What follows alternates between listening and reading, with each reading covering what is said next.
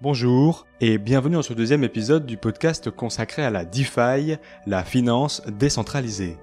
Dans cet épisode, nous allons voir comment fonctionne concrètement la finance décentralisée, comment participer aux opportunités qu'elle offre et quels sont ses risques. Nous verrons également pourquoi cette nouvelle façon d'échanger de la valeur pourrait révolutionner le trading à travers la plateforme Jarvis Network. Puis, dans le dernier épisode de cette série, nous aborderons l'aspect légal avec Alexandre Lourimi, avocat fiscaliste. Pour ce second volet, je suis accompagné de Pascal Talarida, CEO de Jarvis Networks, et lui aussi, tout comme Brice Berda, qui m'a accompagné sur le premier volet, fervent défenseur de la DeFi. Pascal, je te laisse te présenter. Mon nom, c'est Pascal Talarida. J'ai 33 ans. Et je pense qu'à peu près il y a 15 ans, 14-15 ans, j'ai découvert les marchés financiers. Je m'y suis découvert une passion. Et puis ensuite, j'ai monté des entreprises dans le monde du trading pour particuliers. Du coup, on a commencé du code. Ensuite, on s'est intéressé aux plateformes de trading. On a du coup lancé une petite plateforme de trading qu'on a appelée Jarvis Trader, qui permettait de simplifier 2-3 choses dans le trading, dans la prise de position, dans la gestion de position et dans le partage aussi d'analyse. De là, on a commencé à s'intéresser aux cryptos fin 2016, début 2017. Ma passion qui commençait à m'ouvrir pour le trading, parce qu'après 15 ans, tu vois plus les choses de la même manière, et a été remplacée par la passion pour la tech, du coup la blockchain. Et surtout quand on s'est rendu compte que les smart contracts peuvent tout à fait remplacer les infrastructures traditionnelles. On a pu le voir avec Brice, il n'y a pas de définition très claire de ce qu'est la DeFi, au vu du fait que cette révolution soit très récente. Alors, quelle est ta vision de la chose ? Pour moi, la DeFi, déjà c'est un système financier. Et au lieu de reposer sur le système bancaire classique, il repose sur la blockchain. L'intérêt de la blockchain, c'est qu'on peut faire des transactions, des contrats. Bref, on peut avoir des relations contractuelles avec des gens sans avoir besoin de les connaître, sans avoir besoin de leur faire confiance. Et du coup, ça permet d'avoir un système entièrement ouvert où on peut trader, échanger avec n'importe qui de partout dans le monde, sans avoir besoin d'un tiers, comme tu sais, qui joue du coup le rôle de tiers de confiance. Du coup, ça permet de recréer absolument tout ce qui existe dans la finance classique, que ce soit le prêt, le paiement, le brokerage, donc le courtage, mais également d'innover. Donc c'est ça qui m'attire particulièrement, puisque l'innovation sur les marchés, dans la finance traditionnelle, elle est là, mais elle est bridée par la régulation et aussi par des barrières techniques, un manque d'interopérabilité aussi. Il y a beaucoup de techs qui sont pas trop compatibles. Alors que dans la blockchain, certes, il y a le manque d'interopérabilité entre les différentes blockchains, même si ça tend à se solutionner. Mais à l'intérieur, par exemple, d'Ethereum, du coup, tu as une interopérabilité, on appelle ça la composabilité. Et du coup, ça permet à ceux qui sont développeurs et qui ont un peu d'imagination de créer de l'innovation. Donc, c'est ça que j'aime beaucoup dans la DeFi. Si je prête mon argent sur une plateforme, en fait, j'ai la possibilité alors on dit tokeniser, mais un mot plus proche de ce qu'on connaît, ça pourrait être de créer une sorte de récipient, de ticket de caisse, de reçu, voilà, on va dire, et qui dit, tiens, voilà, moi j'ai 1000 euros sur AAV, et donc je vais utiliser ce ticket qui vaut 1000 euros, parce qu'il dit que j'ai 1000 euros sur AAV, et je vais faire autre chose avec. Et donc, c'est-à-dire que ton capital peut être à 2 endroits à la fois, voire à 3 endroits à la fois. C'est ultra dangereux, bien évidemment, mais du coup, ça permet de rester liquide. Donc, c'est un peu tout ça pour moi, la DeFi, finance centralisée, du coup, DeFi en anglais. C'est vrai que ça paraît excitant de pouvoir utiliser son capital à plusieurs endroits à la fois. Et là, on est clairement à l'opposé de ce que l'on peut faire avec la CeFi, la finance centralisée actuelle. D'ailleurs, penses-tu qu'un jour la DeFi remplacera la CeFi ? Alors, l'arc narratif comme quoi la DeFi remplace ce qu'on appelle la CeFi, la finance centralisée et traditionnelle, moi, j'y crois pas trop, voire pas du tout. Je suis pas un maxi. J'ai autant d'argent dans la finance centralisée que décentralisée. Et je pense pas de toute façon que les guéguerres, ça n'amène jamais rien de bon. Donc, je suis plutôt un fan de la cohabitation. Et donc, c'est vrai qu'encore une fois, l'arc narratif principal, c'est ouais, la DeFi va bouffer la CeFi. Donc, c'est un peu la même phrase que le software va manger le monde, c'est software will eat the world. Donc là, il y en a plein qui disent oui, la DeFi, ça va bouffer la CeFi. En fait, pas du tout. Pas du tout, parce que il faut toujours se replacer dans le contexte de l'utilisateur final. Et l'utilisateur final, quand même, ça m'étonnerait beaucoup qu'il veuille prendre tous ces risques de conserver sa clé privée lui-même, etc. Et on le voit actuellement avec de plus en plus d'exchanges, BitMax, Huobi, Qcoin, etc., qui travaillent à développer des interfaces pour accéder à la DeFi. C'est-à-dire que jusqu'à aujourd'hui, il y avait vraiment cette opposition, ces deux fronts, jusqu'à ce que les exchanges, donc centralisés, se disent mais attends, on a des utilisateurs, il y a vraiment beaucoup d'argent à se faire dans les protocoles centralisés. Pourquoi, et ça va devenir de plus en plus sexy, pourquoi risquer de perdre nos utilisateurs alors qu'en fait, on pourrait simplement créer des ponts. Et donc, c'est ce qui se passe en ce moment même. Nous, on est en contact avec plein d'exchanges du coup qui nous disent ah, tiens, ça serait bien qu'on puisse, depuis nos interfaces, interagir avec vos protocoles. C'est ce qui va se passer avec Aave, avec Ampand, avec Maker. C'est-à-dire que dans un futur relativement proche, des utilisateurs d'exchanges centralisés pourront accéder au protocole décentralisé sans risquer de perdre leur clé privée et en ayant du coup le côté rassurant pour certains d'un exchange centralisé. Parmi les inquiétudes des participants à la DeFi, je pense que la peur du piratage des protocoles arrive en tête. Tu le disais, la CeFi et la DeFi pourraient évoluer en symbiose dans les années à venir, ce qui permettrait à la DeFi de bénéficier davantage du monde actuel, comme les assurances par exemple.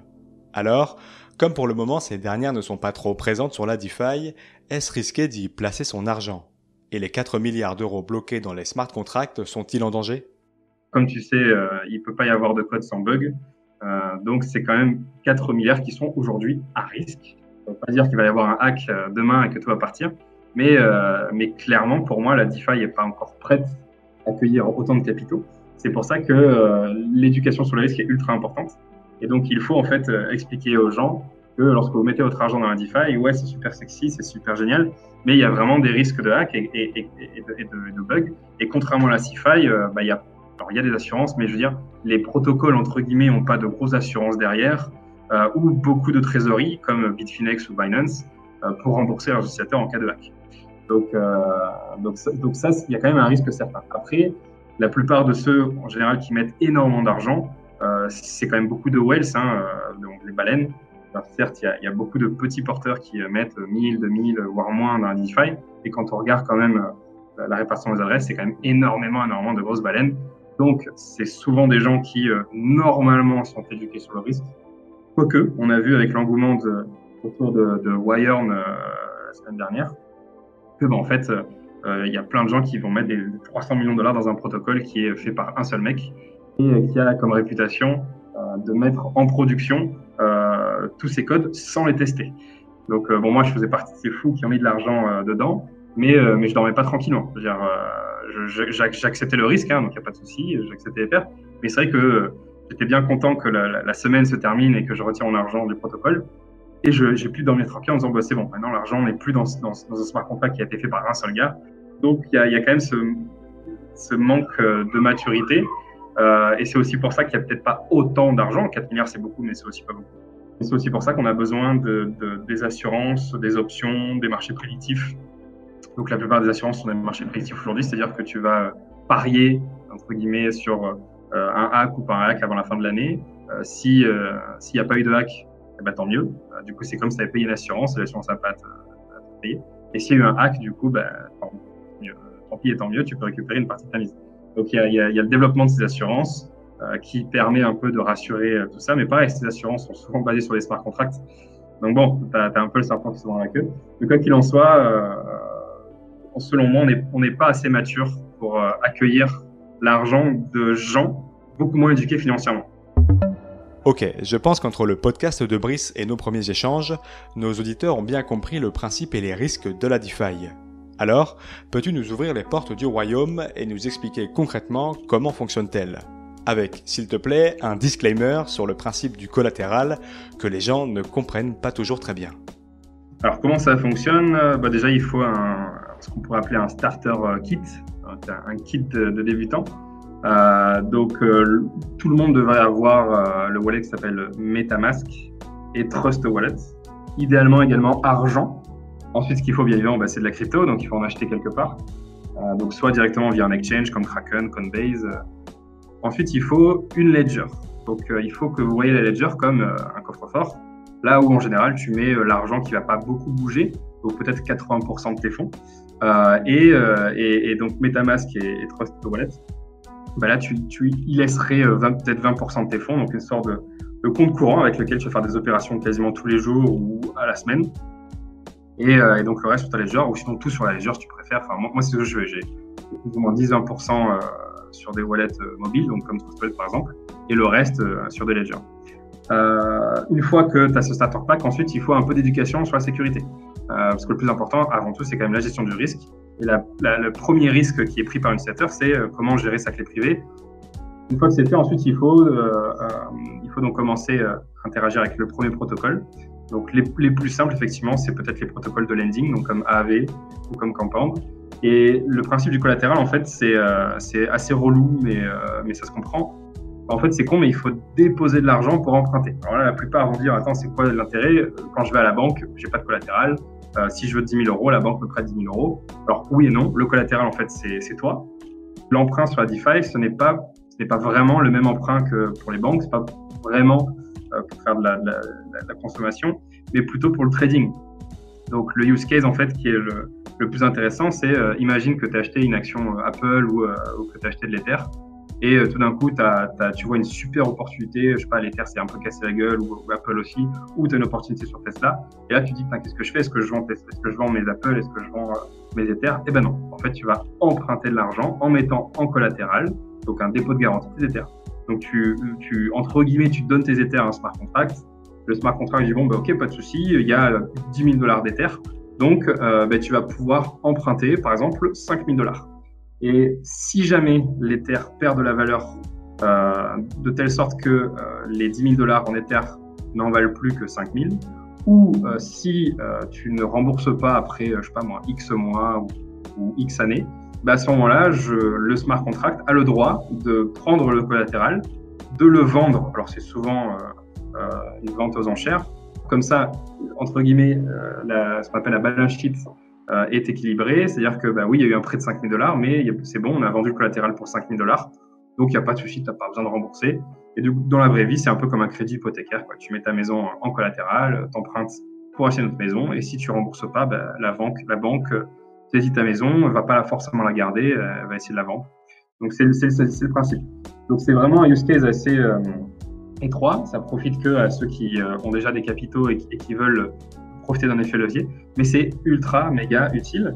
Par exemple, en ce moment, il y a beaucoup d'argent à se faire avec le farming.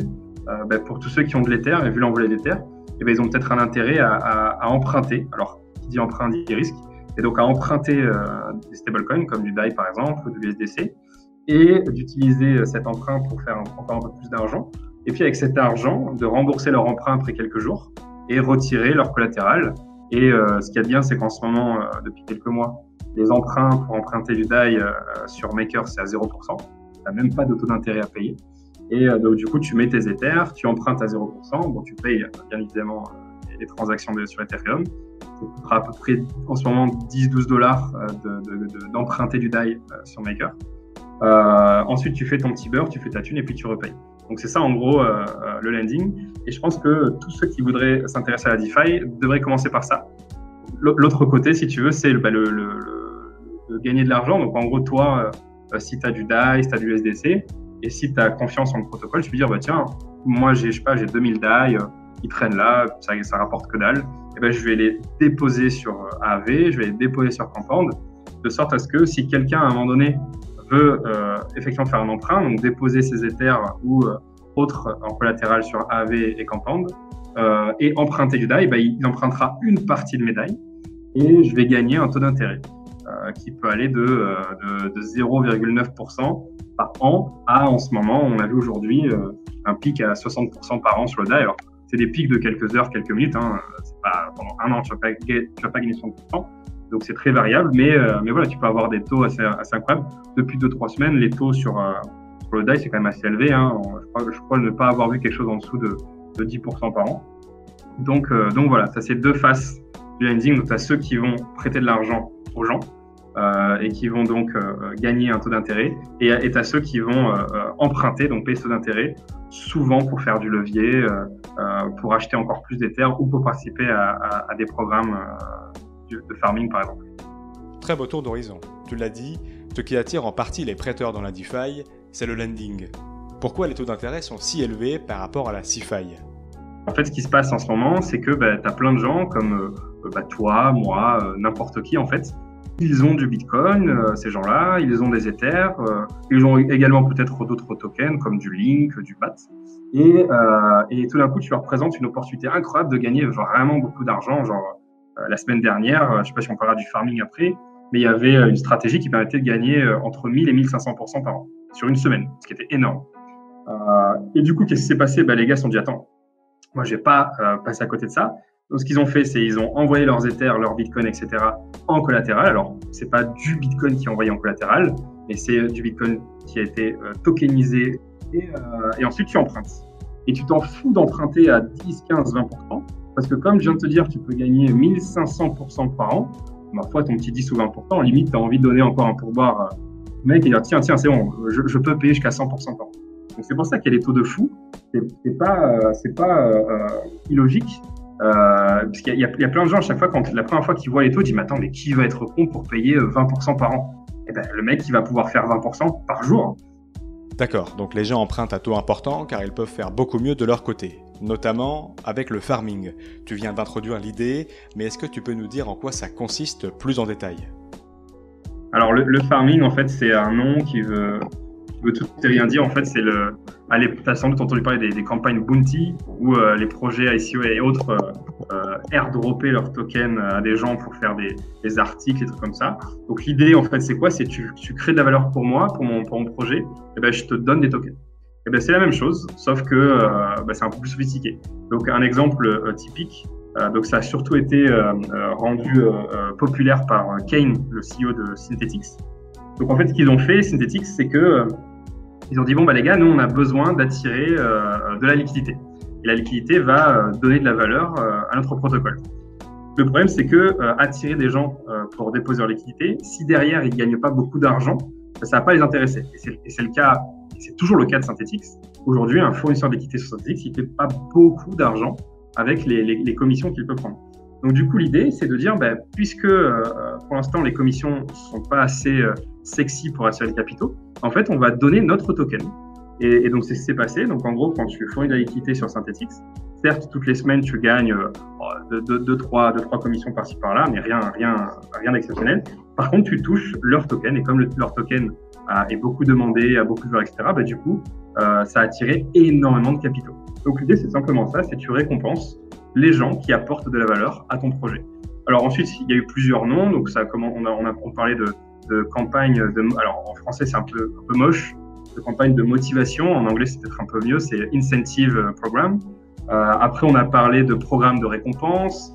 Ensuite, on a commencé à préciser un peu plus et dire que c'est ce qu'on appelle du liquidity mining. Donc, c'est comme si tu minais, mais tu mines non plus via le fait de faire tourner un rig, mais plutôt de fournir la liquidité. Et puis, finalement, il y a un mec, je sais pas qui, sur Twitter qui s'est dit, mais en fait, ce qu'on fait, c'est qu'on cultive, en fait, on pose des germes, on pose des graines, donc on dépose de la liquidité quelque part, et en échange, on récolte les fruits. Et des fois, les récompenses sont énormes. Donc, par exemple, la semaine dernière, il y a un projet qui existait déjà et qui a lancé son token de gouvernance et qui a dit, les gars, moi, la meilleure manière de donner mon token, c'est pas de faire une ICO, c'est de le donner à ceux qui vont déposer de l'argent dans mon protocole. Et donc en gros, il y a 300 millions de dollars de capitaux qui ont été déposés dans ce protocole. C'est ce que je te disais tout à l'heure, qui a été fait par un seul gars. Et en échange, du coup, le protocole, du coup, a distribué l'équivalent de 30 000 tokens et pas plus à tous les participants. Et comme 30 000, c'est un tout petit chiffre, et que dans la crypto, tu as toujours ce petit côté, mais s'il n'y a pas beaucoup de supply, c'est que c'est rare. Si c'est rare, c'est que ça vaut de l'argent. Et du coup, il y a plein de gens qui ont commencé à acheter ce token. Il y a une sorte de FOMO sur ce token. Le token est parti, au début, il valait rien, il valait 0. D'un coup, il est monté, le plus haut, je crois que c'était 5 500 $. Donc, il est passé de 1 $, en gros, entre guillemets, voire moins, à 5 500 $. Et du coup, tous ceux qui touchaient ce token en récompense de fournir de la liquidité sur ce protocole, toucher ce token qui valait du coup 1000, 2000, 3000, 4000, 5000 $. Et le fait de toucher un token qui vaut 5000 $, c'est ça qui crée le rendement de 1500%. 1500% en quelques jours. Voilà pourquoi on parle d'engouement DeFi.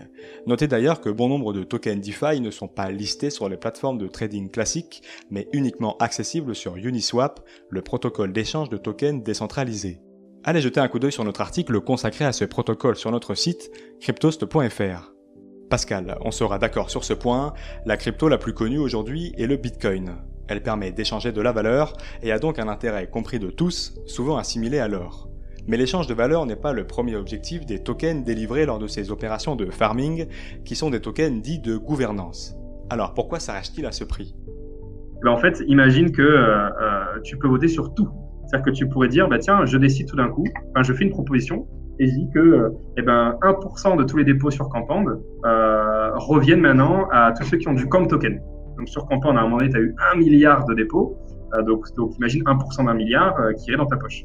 Ou plus vraisemblablement, les propositions diront on voudrait prendre une petite partie de ton intérêt.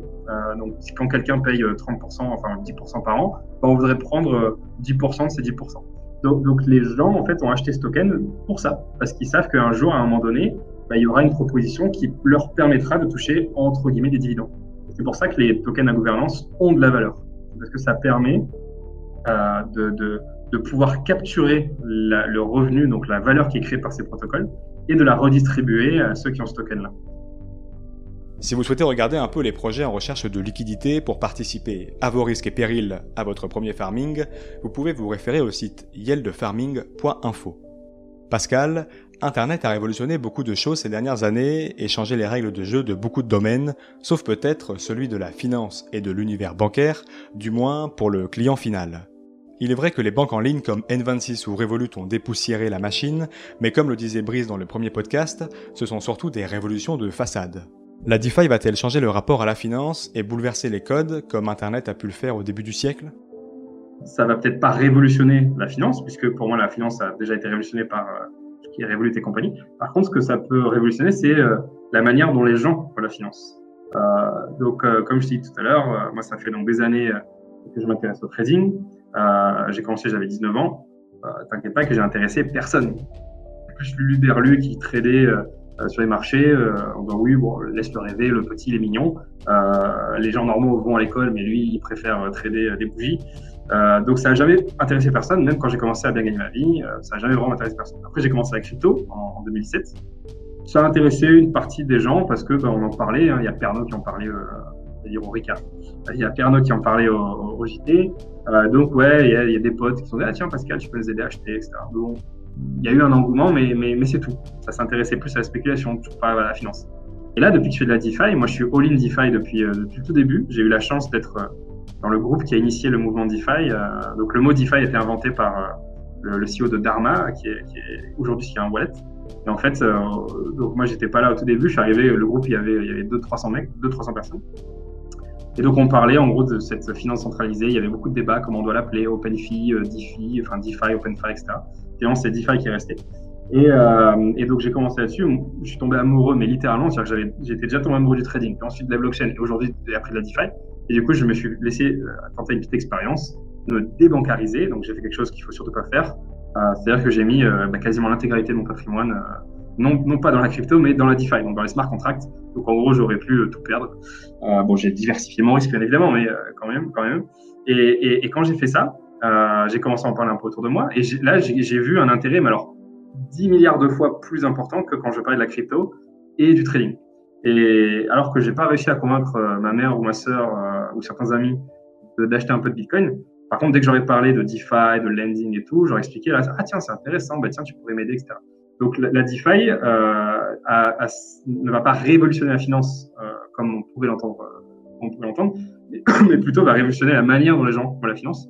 Ça permet de rendre la finance sexy. Rentrons un peu plus dans l'univers DeFi avec des protocoles qui l'utilisent ou la font tourner. Tu es à l'origine du protocole Jarvis Network, qui est notamment une plateforme de trading de Synthetix. Est-ce que tu peux nous expliquer ce que c'est ?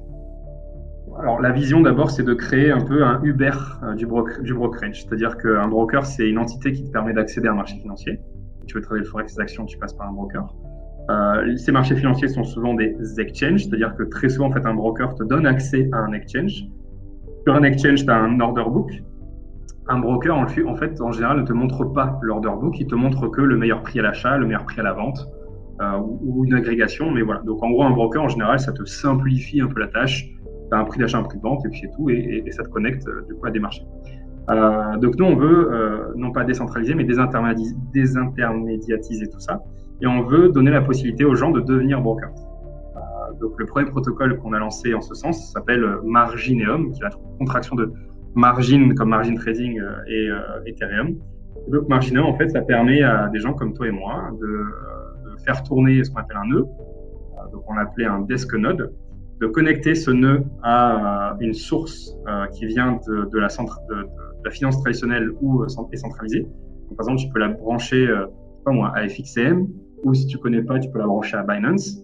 Et ensuite, tu dis aux utilisateurs de la plateforme, du protocole, ben voilà, moi les gars, je vous permets de spéculer sur les prix de Binance ou sur les prix de FXCM, moyennant une commission.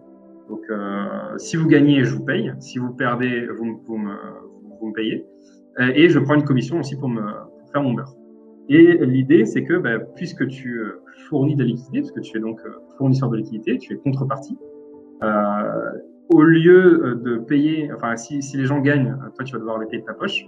L'idée, c'est de donner la possibilité au market maker donc, de pouvoir se couvrir. Et donc, à chaque fois que quelqu'un va trader contre toi le Bitcoin, tu as la possibilité, en même temps, d'acheter ce Bitcoin sur Binance. Comme ça, certes, tu perds sur Jarvis, mais tu gagnes sur Binance. Et du coup, ça se compense et tu gagnes juste ton taux d'intérêt. Ça, c'est le premier protocole. Et par-dessus ce protocole, bien évidemment, on voudrait que les gens puissent créer des plateformes de trading, de robots. Nous-mêmes, on en crée une pour permettre aux gens d'interagir avec le protocole. C'est du trading un peu particulier, on appelle ça du peer-to-contract trading, parce qu'en fait, tu trades contre un smart contract. En gros, le fournisseur de liquidité dépose son argent, donc son USDC, son DAI, dans un smart contract, et toi, tu vas trader contre ce smart contract. Et du coup, on crée un réseau par-dessus ce serveur centralisé, un réseau de plein de petits serveurs qui vont assurer la décentralisation. En tout cas, comme j'ai dit, le côté trustless du protocole. Il fait que tout ce qui se passe dans ce protocole est auditable, vérifiable, transparent, ne peut pas être manipulé. Et donc, même si tu as cet aspect centralisé, tu peux faire confiance au protocole. Et du coup, c'est une sorte comme je dis, d'Uber du broker. Donc, ça permet d'avoir un marché mondial, d'être ultra scalable, c'est-à-dire qu'on peut accepter du coup des utilisateurs qui viennent de n'importe quel pays, Afrique, etc. Là, je parle du protocole, pas des interfaces. Il faut bien différencier protocole et interface. Une interface, c'est une application qui est bien évidemment soumise à la réglementation. Maintenant, un protocole, non, pas forcément. Donc, n'importe qui peut interagir avec ce protocole. Et ça permet de créer, on veut créer en fait le plus gros broker du monde, en tout cas l'un des plus gros brokers, en étant ultra scalable. On n'est pas l'ennemi des brokers, loin de là. C'est même plutôt l'inverse. On est l'ami, le meilleur ami, l'ami dont ils ont honte des brokers. Et ils nous contactent en fait. Ils nous disent putain, c'est ce que vous faites en fait, c'est vraiment bien, puisque nous, ça nous permet de pas faire d'acquisition utilisateur et de pouvoir donner notre liquidité. Et ils vont prendre la contrepartie tous les trades, donc ils sont contents parce que ils peuvent tout d'un coup avoir un vivier d'utilisateurs auxquels ils n'avaient pas accès avant. Il y a plein de hedge funds également qui nous ont contactés. Alors quand on dit hedge fund, c'est pas Gordon Gekko que tu vois à la télé. Les hedge funds, c'est des fonds particuliers, privés, qui ont beaucoup d'argent, qui font beaucoup de market making dans la DeFi, dans la finance décentralisée. Et ils ont vu une opportunité de faire beaucoup d'argent avec Jarvis. Et je dis, tiens, moi, je veux être aussi fournisseur de liquidité dans Jarvis. Donc voilà l'idée du premier protocole. Le deuxième protocole est venu après, donc c'est le Syntherium, donc synthétique et Ethereum. En fait, quand on a lancé notre premier protocole sur le testnet, l'un des premiers feedbacks, c'était d'un utilisateur qui a dit c'est bien, mais il faut du DAI. Et le DAI, c'est du dollar, et moi, je suis en France. Et moi, je suis franco-français, et j'ai envie de trader avec des euros.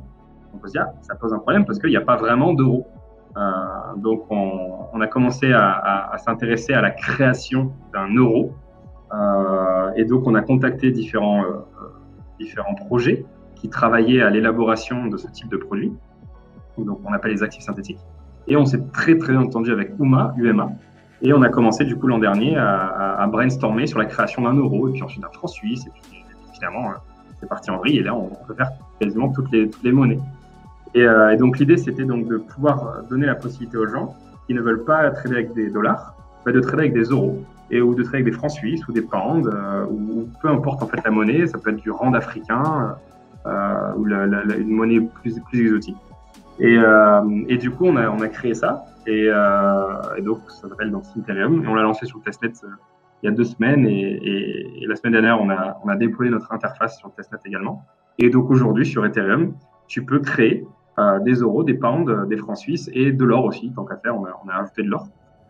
Comment peut-on créer des synthétiques qui suivent le cours réel d'un actif dans la DeFi? C'est de la tokenisation? C'est pas de la tokenisation. La tokenisation, tu as $1 sur un compte bancaire qui va être tokenisé. Et donc, $1 tokenisé sur la blockchain représente $1 sur le compte en banque. La synthétisation, c'est vraiment différent. C'est la manière dont le DAI fonctionne. Un peu comme un prêt. En gros, comment tu fais pour créer du DAI? Tu vas déposer des Ethers, par exemple 150 ou $200 d'Ethers sur un smart contract. Et en échange, tu vas emprunter au protocole, créer, peu importe, 100 DAI, donc $100 de DAI. Donc, ça veut dire que derrière ces $100 de DAI, tu as au moins $150, mais là, dans l'exemple, c'est $200, donc tu as $200 d'Ether. Et c'est pour ça que tu peux avoir confiance en la valeur du DAI, à partir du moment où tu as confiance en la valeur de l'Ether, parce que tu sais que derrière ces DAI-là, tu as au moins, derrière chaque $1 de DAI, tu as au moins $2 d'Ether. Et c'est ça du coup qui donne la confiance en la valeur. Donc nous on fait la même chose, sauf qu'au lieu de déposer de l'Ether, en fait tu déposes un stablecoin, donc de l'USDC ou du DAI. En ce moment on travaille avec le DAI. On bouge du DAI parce que ça devient trop risqué.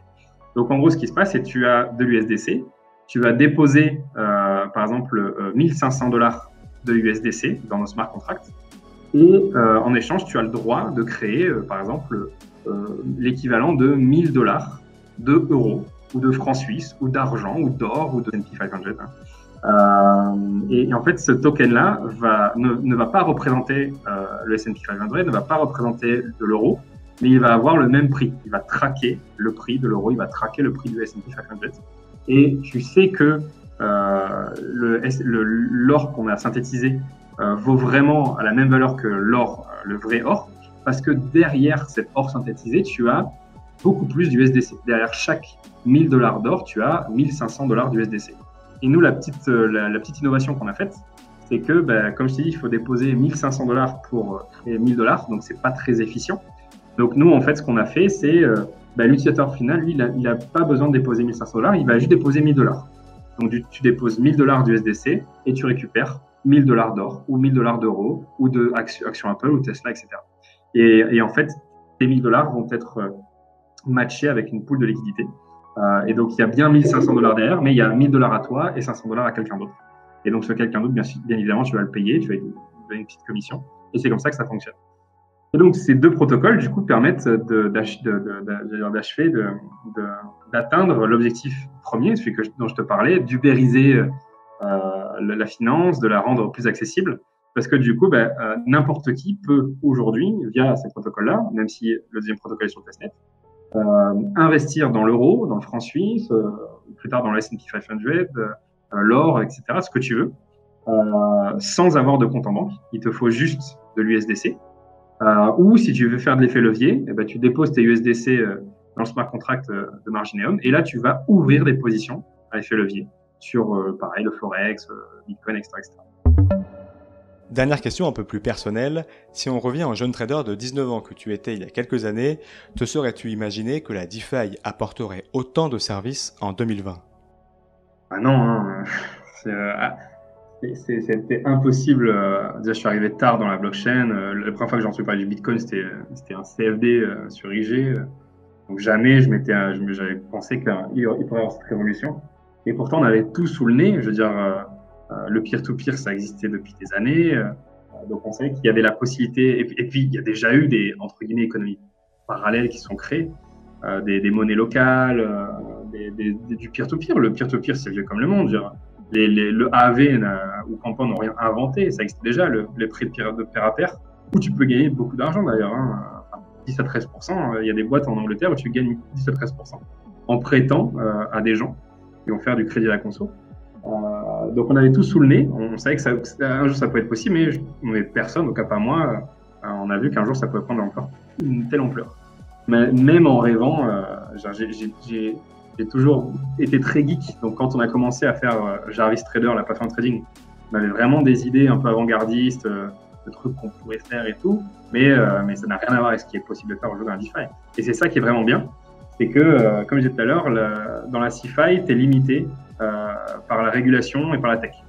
Sur la DeFi, tu es limité par l'imagination et c'est tout. Tu peux vraiment tout créer, tout faire. La seule limite, c'est le temps et l'imagination. Merci Pascal d'avoir partagé ce podcast avec moi. Si vous souhaitez en savoir plus sur Jarvis, vous pouvez consulter le site jarvis.network. Dans le prochain épisode, nous analyserons l'aspect juridique et légal qui entoure la DeFi actuellement et comment l'évolution pourrait restreindre ou au contraire développer son potentiel dans les années à venir avec Alexandre Lourimi, avocat fiscaliste et amoureux des crypto-monnaies.